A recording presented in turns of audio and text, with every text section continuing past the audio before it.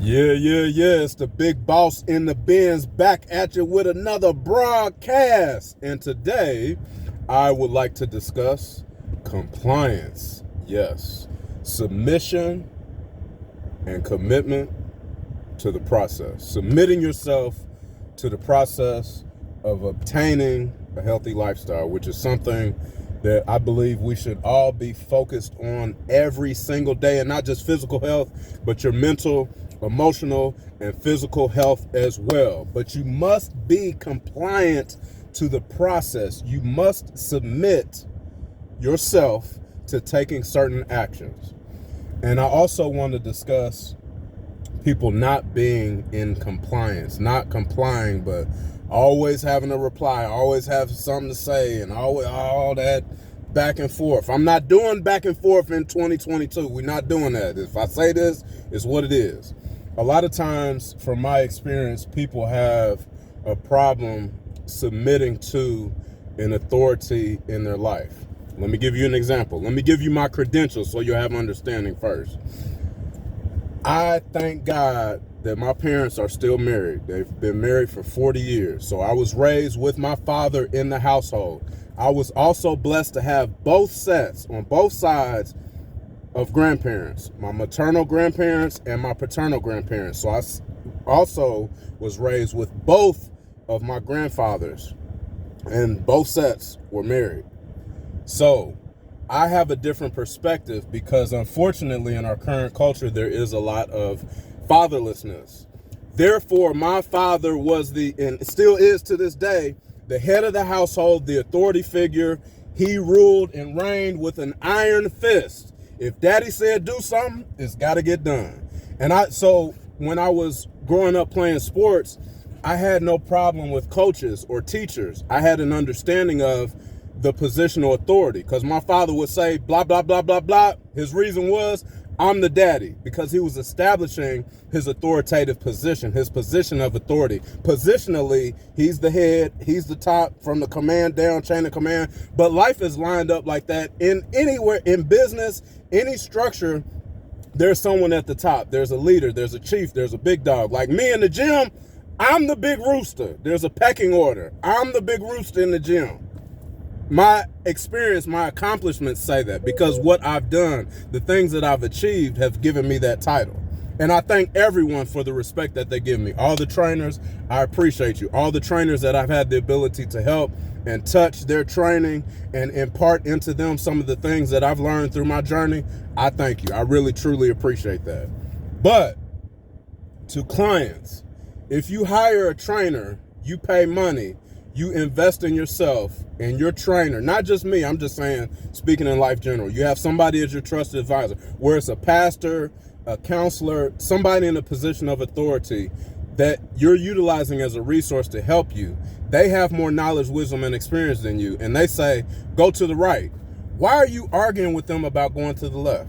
Well, I feel your feelings don't have anything to do with their knowledge, wisdom, and level of experience, that they're telling you, hey, this works, let's go right. And you're saying, hey, go to the left. So my point is, growing up with a father that was, I'm going to use some cuss words, demanding and domineering. Oh my God, your daddy was like that? Yes, he was. He's a man. He's masculine. He was the authority.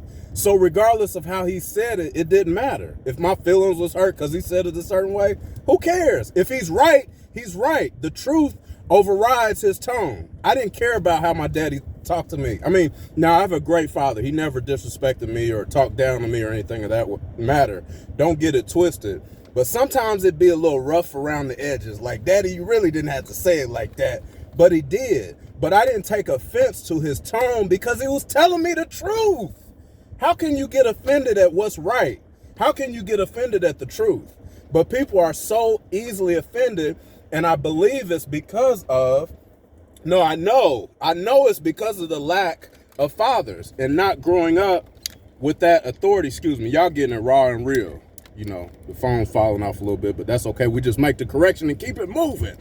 So the lack of fathers, you never heard that strong male voice of authority. So when you hear it, You worried about the tone and all that things, and all things of that nature, not focused on the truth of the facts of the matter, the reality of it. Hey, this is that. Let's do this way. So my point is, if somebody is telling you the right thing to do, receive it as the truth. Receive it as the right thing to do. And stop focusing on their tone, their delivery, and all these things. Focus on their positional authority, who they are. Because no matter what my daddy said to me, I know that he loves me, and I know that he has my best interest in mind, the best interest of the family as a whole, because he's shown that his unselfishness, him being the provider, the protector, the priest in the home. Even before he was saved, because of his positional authority, my father was still the priest in the home. Dig that. That's another lesson for another time. But we must all understand how to submit under authority. As a man of authority myself, I have no problem submitting to authority. I just got off the phone with one of my financial advisors. He was giving me some advice. Now, I know what I know about the market, but he knows more than me. He's giving me advice on what to do with my money. But because I hired him as my trusted advisor, I must submit under his authority as a specialist in this area, because he has more knowledge and wisdom than me.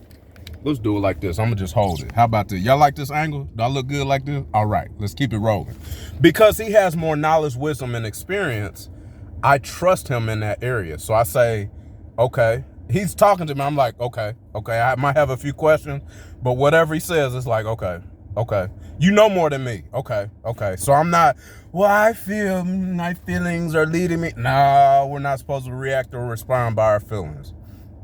So I thank all the people in my life, the coaches that I've had, the mentors, the leaders that I have had the ability to submit under, and they have never steered me wrong. So just check yourself, do some self-examination, get your pride and your ego out of the way. If you have placed yourself under an authority, make sure that you are fully submitting under that authority properly so that your life can be better. That's my point.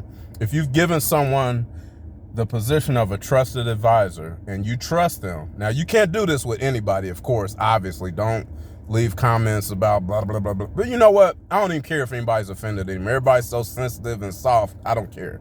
I am called, the calling on my life is to speak truth to power. So I'm always going to come with the truth. So the truth of the matter is, there are authorities here on this earth. When you see that stop sign, you are supposed to abide by the laws of the land. And no matter what you rush into, you're late, whatever you got to do, you are supposed to stop by law. You go to work, they tell you clock in at this time or there are consequences.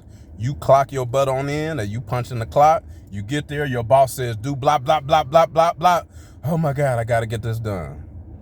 But then a lot of times somebody close to you, because familiarity breeds contempt, you want to argue and back talk and wrong talk and out talk and all that. Nah, we're not doing this in 2020. I never did it anyway, but because I'm big on respect. But anyway, respect the authorities that are in your life so that you can receive an impartation from them. You can receive their knowledge, their wisdom and experience, and you don't have to bump your head. If somebody trying to tell you go right because this is the right direction, this is the quickest way to get to our goal of success, and you arguing about going left and you've never even been there before. That's the other thing. If I've been somewhere where you're trying to go, why wouldn't you follow my lead?